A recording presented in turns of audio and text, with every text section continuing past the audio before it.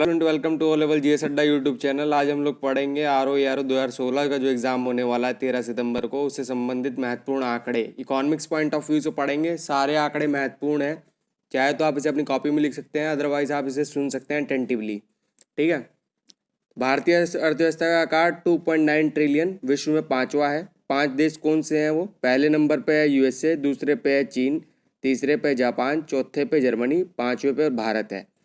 अगर भारत आगे निकलेगा, यानी जो इसने लक्ष्य रखा है 5 ट्रिलियन का 2024 से 25 के मध्य के बीच में, तो ये कब तक निकलेगा?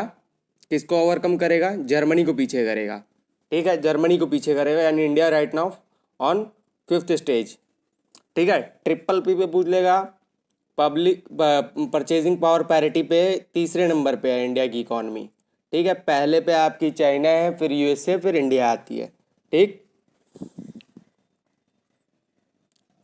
जीडीपी ग्रोथ रेट, ठीक है, gross domestic product growth rate के आंकड़े क्रमवार हैं, पिछले साल के भी तुलनात्मक रूप से पूछ लेता है। तो 2017-18 में है 7.2 थी। ठीक है। 2018-19 में 6.8 हुई, 2020-19-20 में 5%। कारण सबको पता है, कोविड-19 के चलते सारे ही राष्ट्रों की जो इकॉनमी है काफ़ी कम हो गई। ठीक है, काफ़ी ज़्यादा कम हो गई, उसका प्रभाव पड़ा, तो 2019-20 में आपकी 5 हो गई। अब आगे देख लेते हैं राजकोषीय घाटा। ये बहुत बार पूछा जाता है, बहुत बार। 18-19 में 3.4, ये बीईओ के एग्ज़ाम में भी पूछा गया। जो एक साल अनुमानित लक्ष्य रखा गया था 3.3, जिस क्वेश्चन के अकॉर्डिंग, तो ये इसका आंसर था। और यहाँ पे 2019-20 में पूछा गया है 3.3 है। ठीक है, राजकोषीय घाटा सदैव ज़्यादा होता है। ठीक है, इसको कम करने के लिए एफआरबीएम एक्ट भी लाया गया था और उसमें हर वर्ष घटाने की बात की गई है। 3.3 है आपका, याद रखिएगा राजकोषीय घाटा। मैं बार बार दबाव दे के बोल रहा हूँ, कारण ये है कि ये पूछता ज़्यादा है। फिर है राजस्व घाटा आपका 2019-20 में 2.3%, और 2018-19 में ये रहा है 2.2%। हालांकि राजकोषीय घाटा केवल प्रेजेंट ईयर का ही पूछता है, क्योंकि राजकोषीय घाटा सबसे इंपॉर्टेंट होता है इनमें, राजस्व घाटा उतना ज़्यादा इंपॉर्टेंट नहीं है। और दोनों में अंतर भी बता दूं, दोनों में ज़्यादा हमेशा राजकोषीय घाटा ही रहता है, यानी फिजिकल डेफिसिट आपका हमेशा ज़्यादा होता है। ठीक है। भारत के सबसे बड़े व्यापारिक भागीदार, ठीक है, यह हमेशा क्वेश्चन पूछता है। क्रमवार 3 या 5 आपको याद होनी चाहिए। सबसे बड़ा भागीदार इस समय है भारत का यूएसए, फिर चीन, फिर यूएई, फिर सऊदी अरब है। ठीक है, ये आंकड़े हैं इसके, और ये इसका क्रम है कि भारत के सबसे बड़े व्यापारिक भागीदार यूएसए, चीन, यूएई, सऊदी अरब। ठीक। भारत से निर्यात किए जाने वाली मदें 3। ठीक है, पेट्रोलियम उत्पाद 13.7% बेचता है, जो कि परसेंटेज पहले की पता होनी चाहिए, अच्छी बात है। मोती व बहुमूल्य रत्न, और तीसरा औषधियाँ बेचता है भारत। सर्वाधिक निर्यात करने वाली चीज़ें, एक्सपोर्ट क्या करता है? ठीक है, एक्सपोर्ट 3 आपको पता है, पेट्रोलियम, मोती मूल्य और औषधि। जिन देशों को सर्वाधिक निर्यात करता है भारत, किन्हें निर्यात करता है? यूएसए को करता है सबसे ज़्यादा। ठीक है, और इसमें हम लोग सरप्लस में भी हैं, यानी हम लोग इसको निर्यात ज़्यादा करते हैं, आयात कम करते हैं, तो ये अधिशेष है। फिर यूएई को करता है दूसरे नंबर पर, फिर तीसरे को चीन पे करता है। किंतु आयात के मामले में ये उल्टा हो जाता है, चाइना फर्स्ट हो जाता है, पहले नंबर पे आ जाता है अभी भी। ठीक है, भारत में आयात की जाने वाली मदें, यानी इम्पोर्ट, मंगवाने वाली मदें, हमने आपने निर्यात तो पढ़ लिया, अब आयात देख ले। कच्चा तेल मंगवाता है सबसे ज़्यादा, है ना, ईरान इराक से। फिर सोना मंगवाता है, फिर पेट्रोलियम उत्पाद मंगवाता है, और यही निर्यात में आपका पहले नंबर पर आ जाता है, एक्सपोर्ट में जो हम भेजते हैं। ठीक है, ये आंकड़े आपको मल्टीपल टाइम्स एटलीस्ट एग्जाम से पहले 2 बार कर लेने चाहिए, एग्जाम पॉइंट ऑफ व्यू से बहुत इंपॉर्टेंट होते हैं। R O 2016, UP PCSC 2020 prelims होने वाला है, उसमें तो आएंगे ही। बीईओ का एग्ज़ाम बहुत पुराना बना हुआ था, जो कि मार्च में होना था, कोविड-19 के चलते नहीं हुआ, एक्सटेंड हो गया, तो पुराने आंकड़े उसमें पूछे गए थे। भारत जिन देशों में सर्वाधिक आयात करता है, किन देशों के साथ करता है? चाइना से आयात करता है सबसे ज़्यादा, और फिर यूएसए से करता है, फिर यूएई से करता है, यूनाइटेड अरब एमिरेट्स। ठीक। विदेशों से धन प्राप्ति मामले के मामले में शीर्ष देश जो नहीं, विदेश में रहने वाले लोगों द्वारा जो भारत की ओर धन जब भेजा जाता है सबसे ज़्यादा भारत में भेजा जाता है, फिर चाइना में भेजा जाता है, फिर मैक्सिको में भेजा जाता है। ये क्रम आपको पता होना चाहिए। पहला इंडिया, दूसरा चाइना, फिर मैक्सिको है। 2019-20 में विदेशी ऋण 20.1 जीडीपी के प्रतिशत रूप में है। ठीक है, विदेशी ऋण। आपसे ये क्वेश्चन पूछ सकता है विदेशी ऋण में कितने कंपोनेंट्स शामिल होते हैं, तो वो क्वेश्चन के अकॉर्डिंग आपको डिसाइड करना पड़ेगा। ये कॉन्सेप्चुअली हो जाता है। बाकी बिहाफ ऑफ द फैक्ट यहाँ पे मैं आपको इकोनॉमिक्स के फैक्ट सारे मगअप करवा ही रहा हूँ। ठीक है, हरित बॉन्ड बाजार में शीर्ष देश कौन से हैं? चाइना है, भारत है, फिर मैक्सिको है। ठीक है, ये आपका हरित बॉन्ड बाजार पूछ रहा है, ग्रीन बॉन्ड मार्केट। ठीक है, आपको पता होगा क्योटो प्रोटोकॉल आपका जो कि जुड़ा हुआ है इससे, सीडीएम आपका जॉइंट इम्प्लीमेंटेशन और अंतर्राष्ट्रीय व्यापार संबंधित चीज़ें जुड़ी हुई हैं। सर्वाधिक कार्बन स्टॉक वाले देश, पहला है रूस। रूस के अंदर अगर प्रतिशत में भी आप चले जाओगे, परसेंटाइल में बहुत ज़्यादा वृक्ष हैं, वृक्षारोपण और वनावृक्ष दो है। और भारत का स्थान इसमें 8वां है कार्बन स्टॉक में। ठीक है, कार्बन स्टॉक में इंडिया की रैंक 8 है।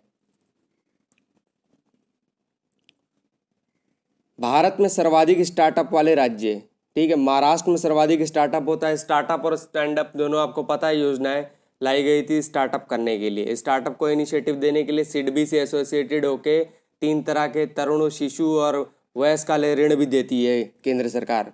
महाराष्ट्र में सबसे ज़्यादा स्टार्टअप होता है, फिर कर्नाटक में, फिर दिल्ली का नंबर, फिर यूपी का।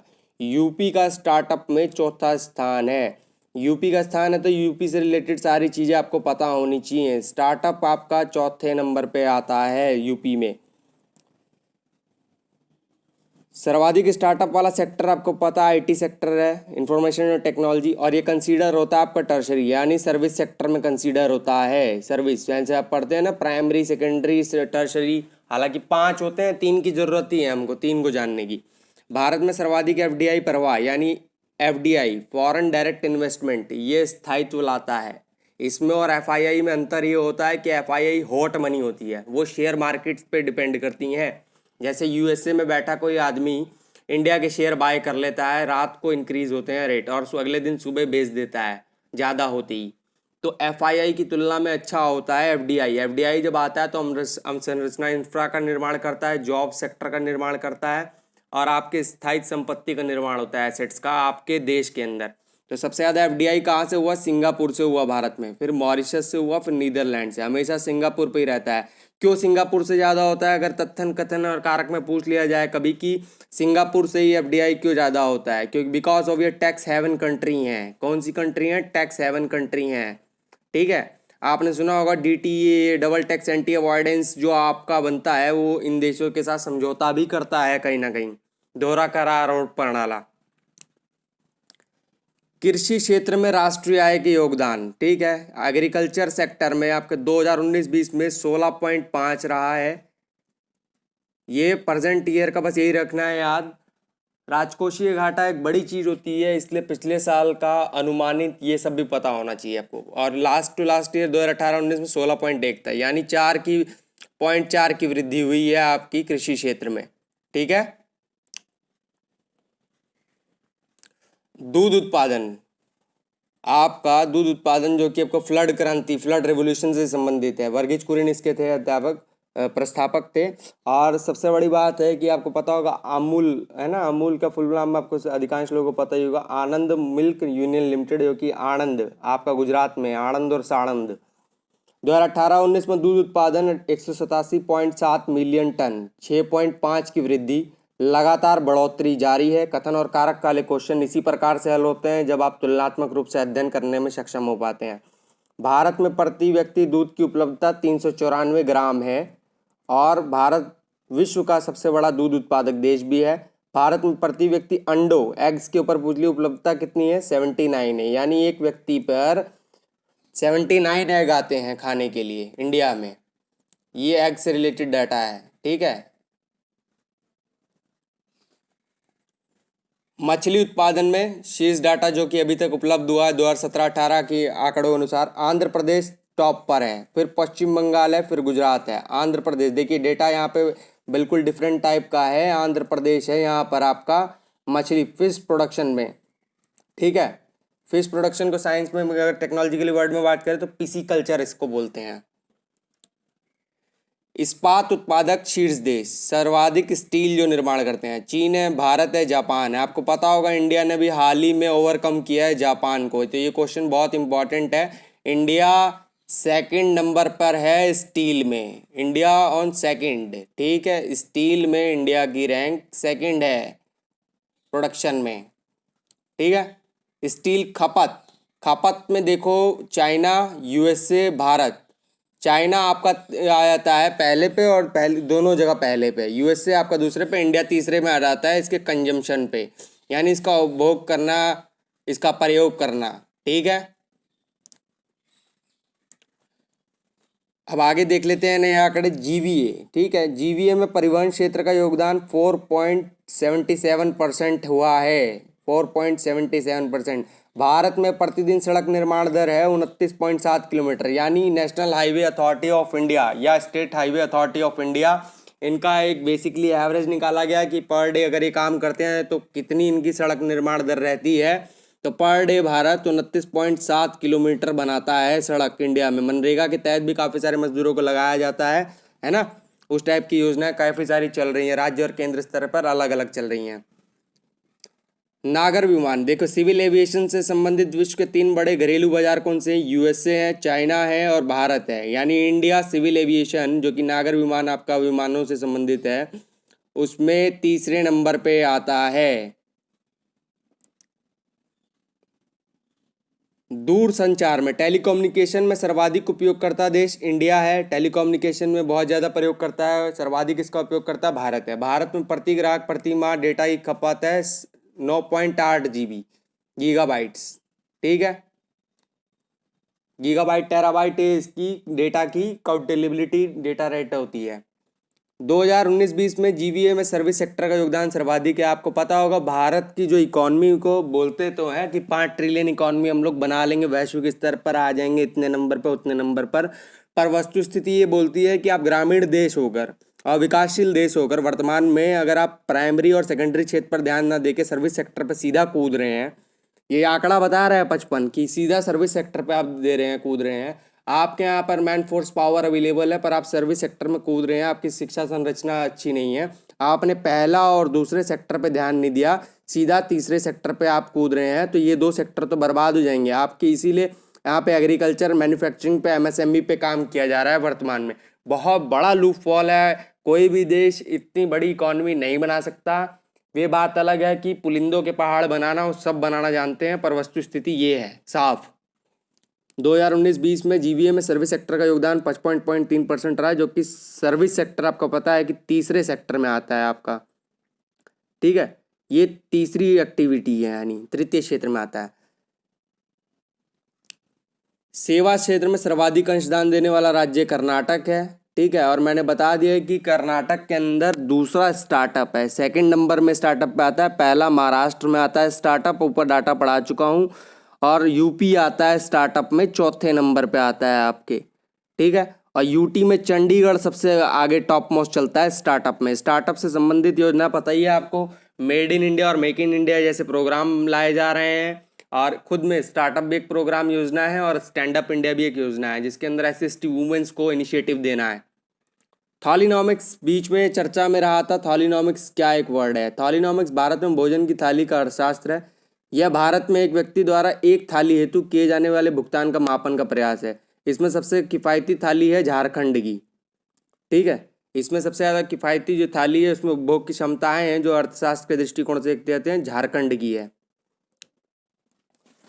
आरबीआई के अनुसार जनवरी 2020 तक भारत का कुल विदेशी मुद्रा कोष फॉरेक्स, ठीक है, 461.2 अरब डॉलर है, ठीक है। 2000 जनवरी पर अगर अभी पूछ लेगा तो 500 प्लस हो गया है। ये जनवरी तक का डाटा जो फॉरेक्स दिया है, जो कि आरबीआई के आंकड़े हैं।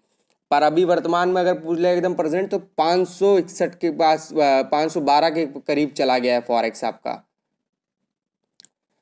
2014 से 19 तक का कुल प्राप्त एफडीआई 163.87 अरब डॉलर है। इस बार एफडीआई काफ़ी ज़्यादा हुआ है। सर्वाधिक एफडीआई प्राप्त करने वाला भारत के रैंक एफडीआई में 9वें नंबर पे है और सबसे अच्छा एफडीआई अगर वर्ल्ड वाइड लेवल पूछा जाए तो यूएसए है।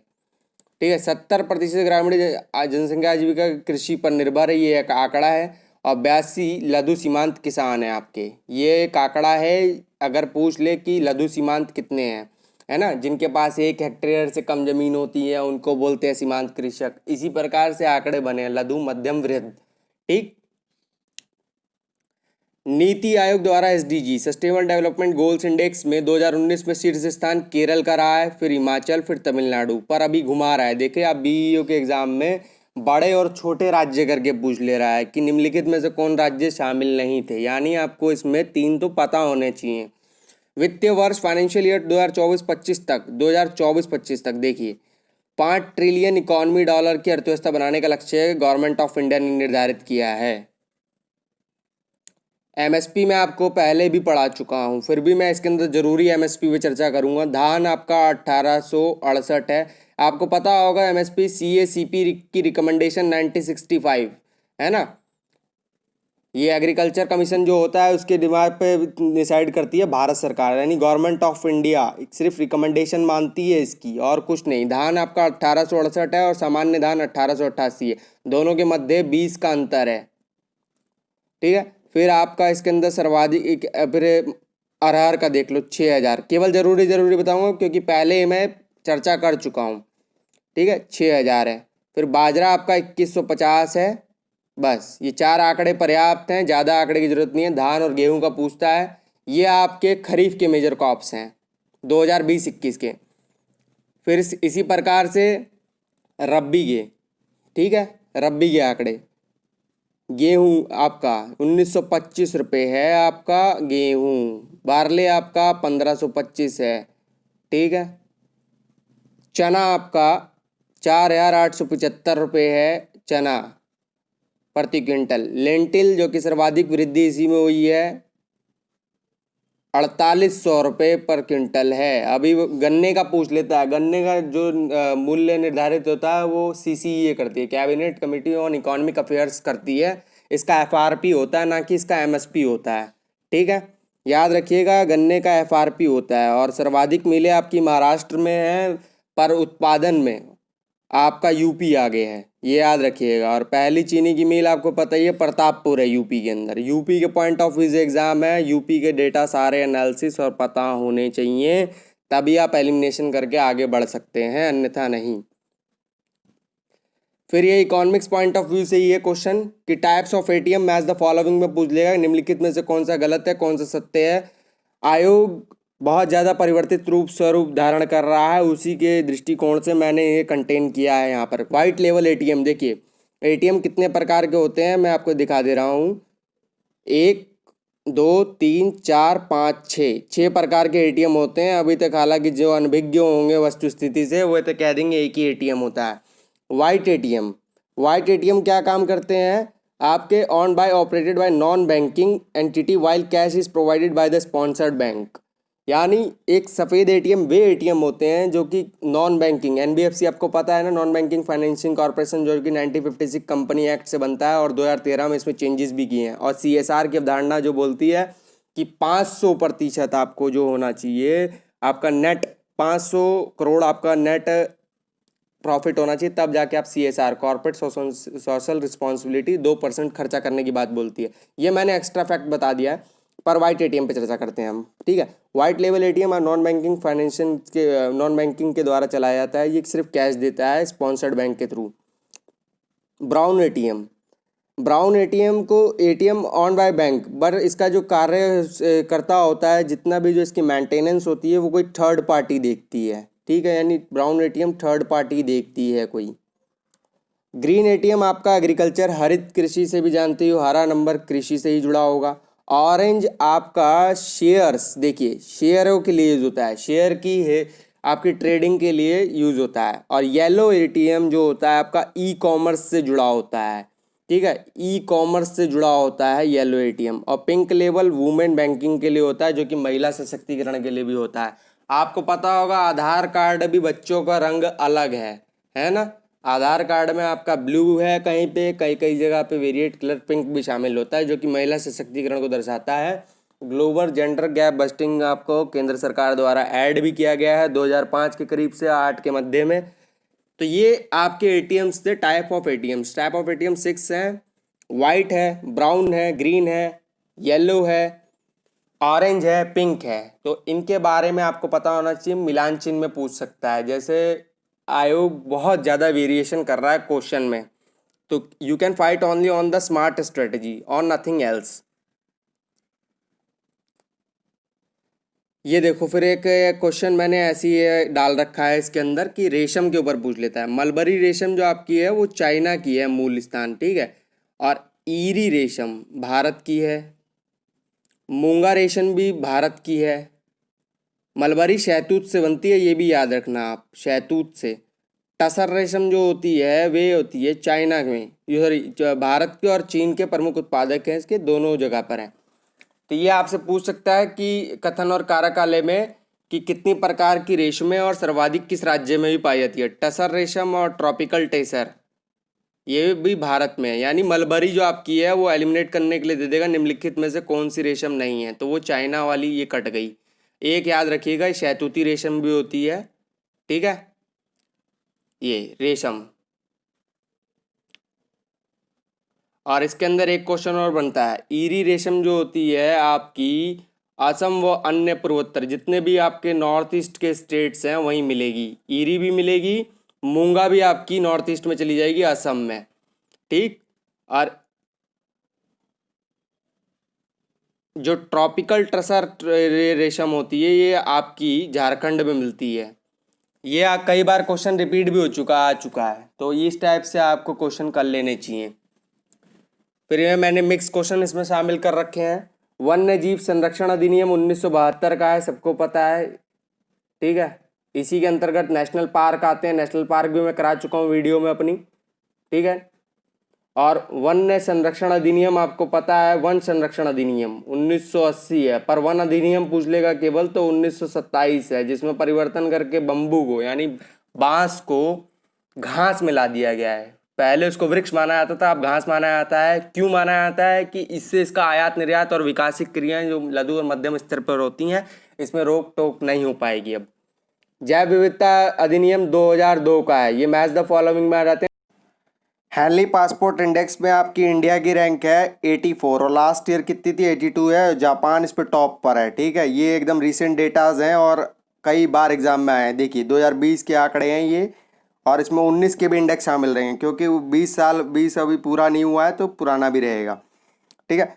First global social mobility report, global यानी सामाजिक गतिशीलता जो इसे बोलते हैं आप, मोबिलिटी इधर से उधर ट्रांसफर, वर्ल्ड इकोनॉमिक फोरम द्वारा दी जाती है। इंडिया की रैंक इसमें 76 है और टॉप पर डेनमार्क है। मैं सिर्फ इंपॉर्टेंट यहाँ डिस्कस करूँगा because I have taught already on my videos playlist.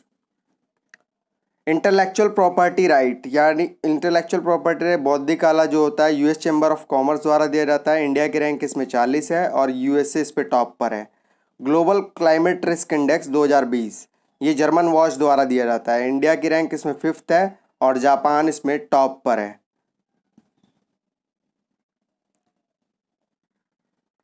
Global talent competitiveness index, ठीक है, विश्व प्रतिभा सूचकांक होता है। Institute of European Administrative de Affairs INSEAD द्वारा दिया जाता है, इसको शॉर्ट फॉर्म में इंसीड बोलते हैं। इंडिया की रैंक 72 है और स्विट्जरलैंड इसमें टॉप पर है, ठीक है। Global investment trend monitor report आपका यूनाइटेड नेशन अनटाग्ड जो है इसमें इंडिया की रैंक 8th है, यूनाइटेड स्टेट टॉप पर है इसमें। World gold outlook 2020 world gold council द्वारा दिया जाता है। इंडिया की रैंक इसमें 6वें पे है और चाइना इसमें टॉप पर है, ठीक। डेमोक्रेसी इंडेक्स आपको पता है ईआईयू बहुत चर्चित रहता है लोकतंत्र सूचकांक भारत का स्थान 51वां है और नॉर्वे इसमें टॉप पर है 1 पर। वर्ल्ड स्टील में आपको मैं पढ़ा ही चुका हूँ आर्थिकी में, इंडिया की रैंक 2 है, पहले पे आपका चाइना है और तीसरे पे आपका यूएसए है। पर ख़ास बात है कि ये कंजम्पशन पे तीसरे नंबर पे हो जाता है, यानी इसके उपभोग में, ठीक है, इसका प्रयोग, इसका उपभोग में आपका तीसरे नंबर पे हो जाता है।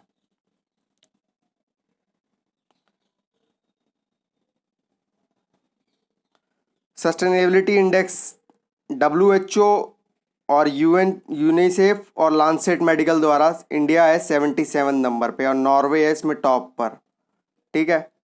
जब भी इसमें सबसे नीचे का अगर पूछे तो इसमें हमेशा अफ्रीका कॉन्टिनेंट के देश आते हैं, वो आराम से मिल जाते हैं। ग्लोबल रिच लिस्ट में आपका हारून रिपोर्ट द्वारा बनाया जाता है। इंडिया इसमें थर्ड नंबर पे है और चाइना इसमें टॉप पर है।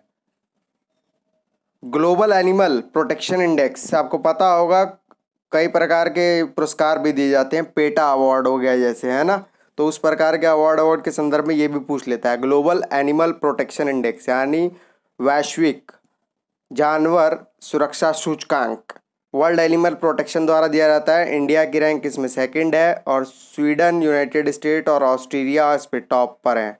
स्वीडन, ऑस्ट्रेलिया और United state. World happiness report United nation द्वारा दी जाती है, यूएन द्वारा 144 और लास्ट ईयर 133 थी, यानी 11 की वृद्धि हुई है। भारत के अंदर खुशहाली की स्तर बहुत खराब है, इवन अपने जो अगल बगल के पड़ोसी देश है उसमें भी अच्छी है। टॉप पर है फिनलैंड। फिनलैंड को झीलों का देश भी कहते हैं, कैपिटल इसकी हेलेंसिकी है। एनर्जी ट्रांजिशन इंडेक्स ये WEF बनाता है, आपका वर्ल्ड इकोनॉमिक फोरम बनाता है, इसमें 74 रैंक है और स्वीडन इसमें टॉप पर है। स्वीडन की राजधानी आपको पता है स्टॉकहोम है। स्टॉकहोम कन्वेंशन 1972 से जुड़ा हुआ है। SDI बहुचर्चित most important Human Development Index United Nation Development Programme UNDP द्वारा दिया जाता है, 131 है, ठीक है, 131 इसकी रैंक है। नॉर्वे इस पे टॉप पर है और मध्यम मानों की श्रेणी में आता है, 0.629 के अप्रॉक्स आता है मध्यम मानों की श्रेणी में भारत।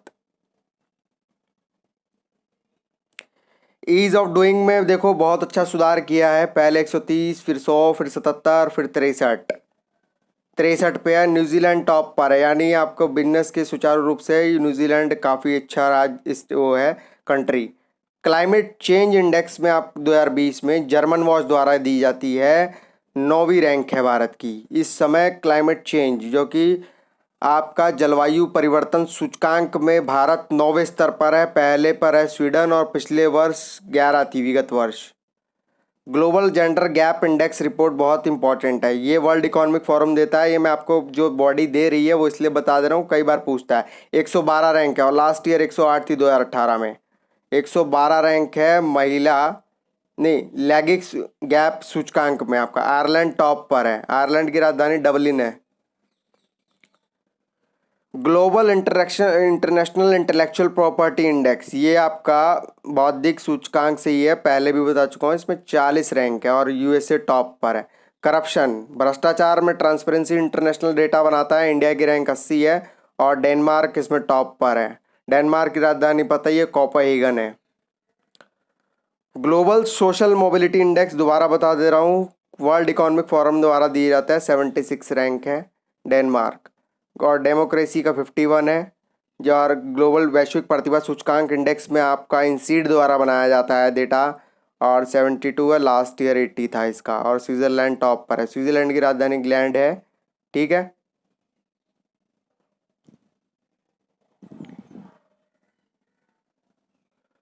अब ये डिफरेंट टाइप के डेटाज हैं जो पूछ लेता है। World education for the future index 2019 the economist intelligence unit द्वारा बनाया गया है। भारत का स्थान 35वां है, फिनलैंड टॉप पर है, ठीक है। विश्व शिक्षा और भविष्य सूचकांक world press freedom index Bharat की स्थिति क्या है, रिपोर्टर विदाउट बॉर्डर्स बनाता है, 142वां है। रिपोर्टर्स में अगर ध्यान रखना हो 142वां आंकड़े और ये सूचकांक आपको लिख कर तय करना चाहिए। नॉर्वे है टॉप पर, नॉर्वे की भी राजधानी आपको पता ही है ऑस्लो है और नॉर्वे में ही आपको ये भी पता होगा कि अमल वर्षा का केंद्र भी है और यहीं पे शांति का पुरस्कार भी दिया जाता है। वर्ल्ड एनर्जी ट्रांजिशन रिपोर्ट बहुत इंपॉर्टेंट है, वर्ल्ड इकोनॉमिक फोरम द्वारा दिया जाता है, 74 रैंक है इंडिया की और स्वीडन इसमें टॉप पर है।